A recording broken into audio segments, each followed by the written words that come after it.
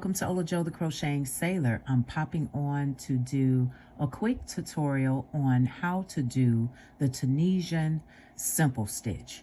You can do this. If you have been on the fence about trying to learn how to create beautiful Tunisian patterns, this particular simple stitch is going to be quick and easy for you to do. To my members, thank you so much for tuning in. Also, thank you to my subscribers, old and new. I'm hoping that I can encourage you today. What you'll need for this project is either a Tunisian crochet hook. What you're looking at now is a 6mm, and it has a long cord. Goes all the way down. They have various sizes. It has a stopper on the end, but for our particular swatch, you won't need anything as long. And also, you could use a crochet hook. I am going to use my hero hook, and this is a J 6mm to do this swatch with you. And I'm just going to use some scrap yarn. This is 4-weight yarn, and this is yarn from my all-in-one granny square. So go ahead and grab whatever tool you want to use, and we're gonna make a slip knot.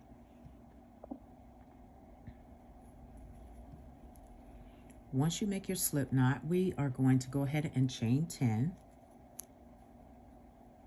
1, 2, 3, 4, 5, 6, 7, 8, 9, and 10.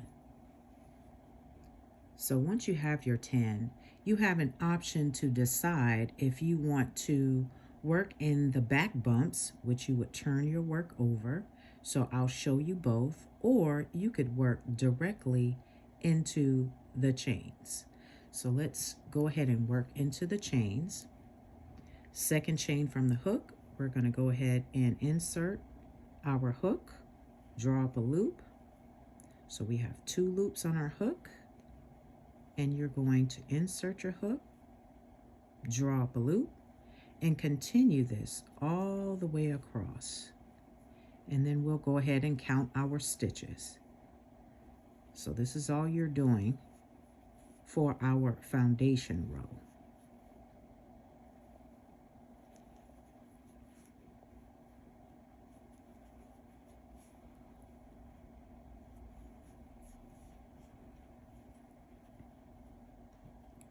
So this is what you should have. There's 2, 4, 6, 8, 10. That's how many loops you should have on your hook. So now what we're going to do is we're going to yarn over, and we'll go through the first loop, pull up a loop, and that creates this V right here. We'll yarn over, pull through 2 all the way across, pull through 2, pull through 2, just keep going all the way across until the end.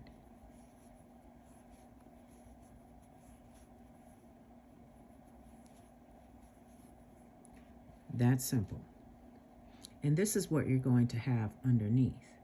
So let me show you how it's created with the back bumps. What you're going to do is you're going to turn your work over. You already have 1 loop on your hook. Remember, we have 10 chains. So we'll insert the crochet hook, draw up a loop, and you're just going through the back bumps. Working in the back bumps, this is what your project will look like for your foundation row. So we'll still yarn over. You pull through 1 loop, yarn over, pull through 2, all the way across. Pull through 2, pull through 2, pull through 2, all the way across.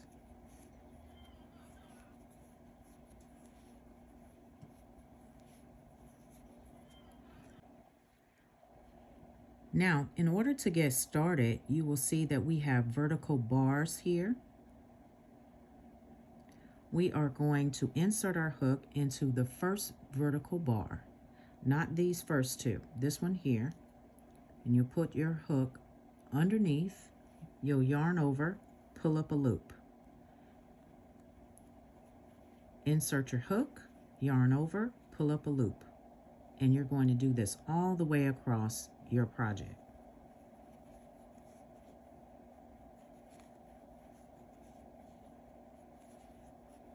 I'll meet you at the end.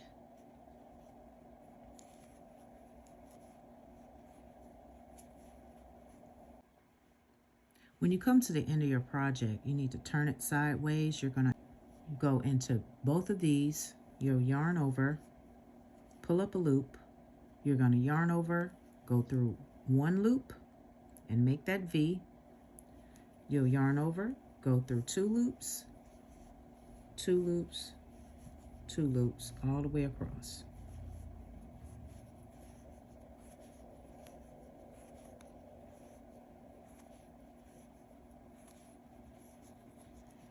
And this is what your work should look like. So we're going to do what's called a forward pass. All right, we're going to go from right to left, insert your hook, draw up a loop, insert your hook in the vertical bar, draw up a loop, and go all the way across. And if you have to, you can count your stitches. It's very important that you do that from time to time, especially if you're working on a larger project or you're just starting out.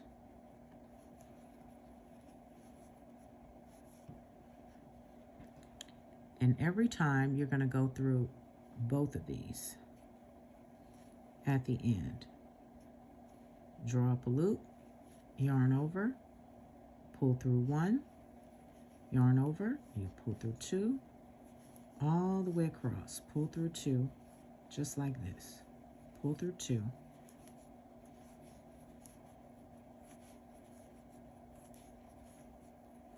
All the way to the end, pull through two.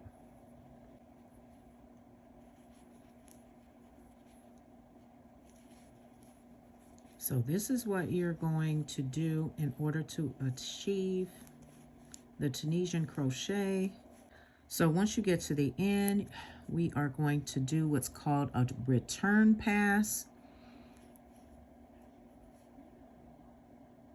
So you're going to yarn over, draw up a loop, yarn over, pull through two, pull through two, pull through two, all the way across.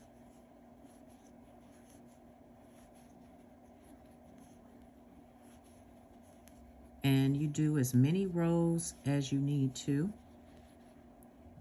complete this. Tunisian projects have a tendency to curl, so what I like to do is I like to take a chip clip. They have various sizes. Get them at the dollar store or at the market. And I like to put it at the bottom of my project, and that prevents my project from curling up. But we will talk about that another time. Different ways you can prevent your Tunisian project from curling at the bottom. But I like to use the clips, and I will show you very shortly. Use an even bigger clip on bigger projects.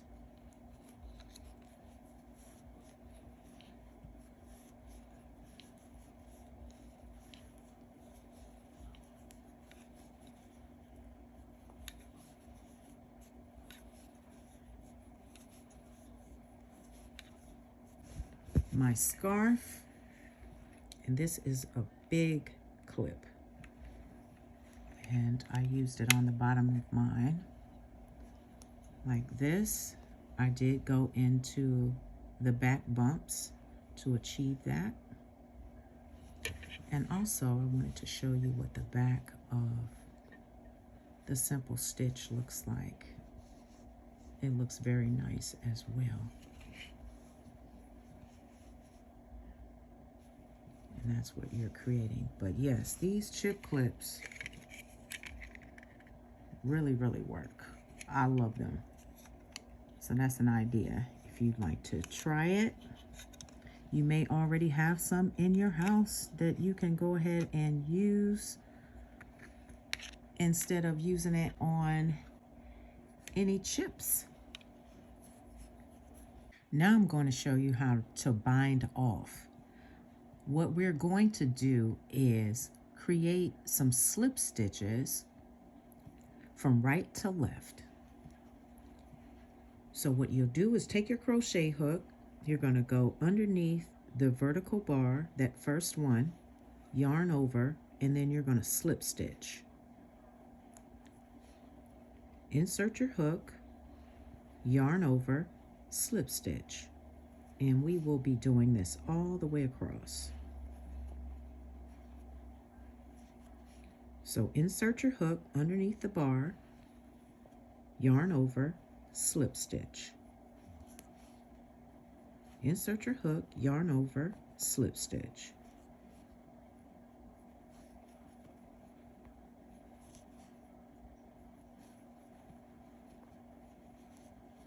And this is really quick and easy, a quick and easy way to bind off. Now, when we come to the end, we still will go underneath these two here, yarn over and slip stitch. And then you can go ahead and fasten off. And that's all to it. So I am hoping that this quick tutorial was very helpful for you, to encourage you to learn how to Tunisian crochet and do the simple stitch. If you have any questions, let me know in the comments. Also, let me know whether or not you've tried Tunisian crochet or this is your first time. Thank you so much for tuning in. I greatly appreciate you. You all have a wonderful day, and remember to live each day as if it were your last. I'll see you guys next time.